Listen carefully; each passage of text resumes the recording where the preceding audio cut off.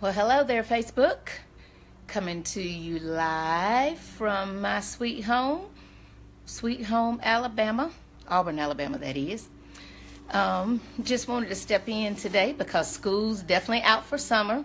Don't know about where you are, but where we are, it's official. School is out. Yesterday was the last day for our kids, and today was the last day for teachers. Being a principal, I work all summer. Few shortened days, but I still go to work every day.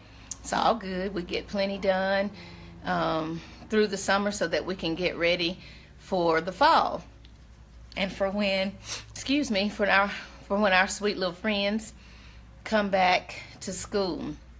So now that school's out for summer, what do you have planned? What are you going to do?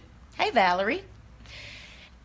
In speaking and thinking about school being out for summer, yesterday was a great day for some, being that school was out, but then it was also a sad day. Some of our sweet little kids truly hate getting out of a routine, seeing their teachers, seeing their friends, and being able to have something good and structured to do every single day.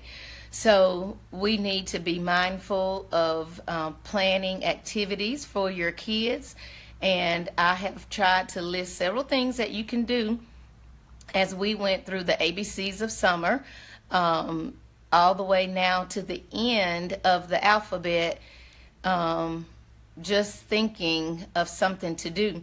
And like I said, some of the things that you do, they don't have to cost any money.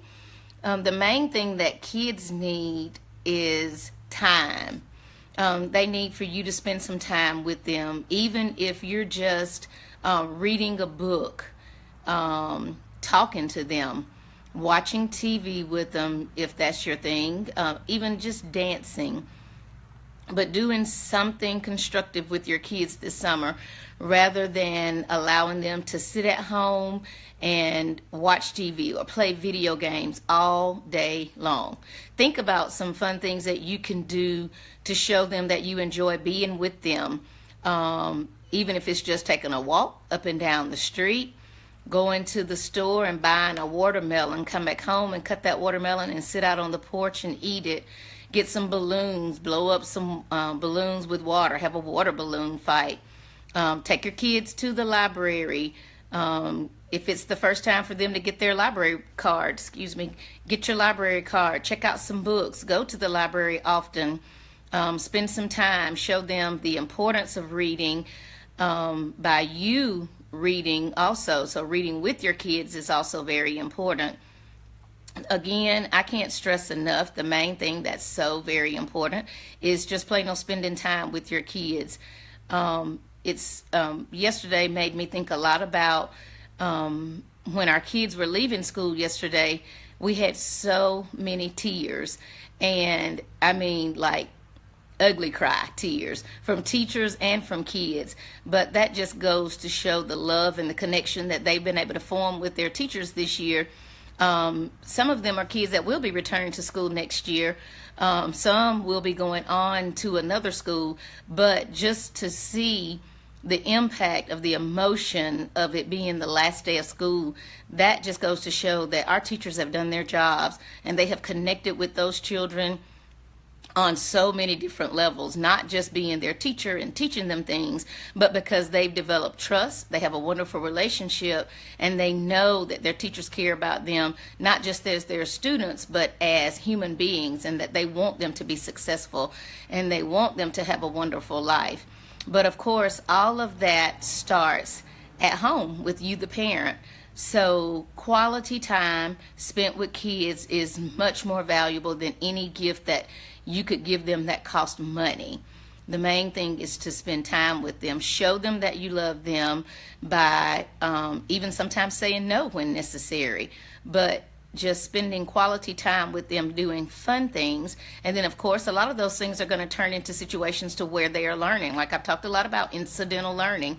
Lots of games that they're going to be playing will show that they are learning something even something when you didn't even realize that there are a lot of lessons to be learned.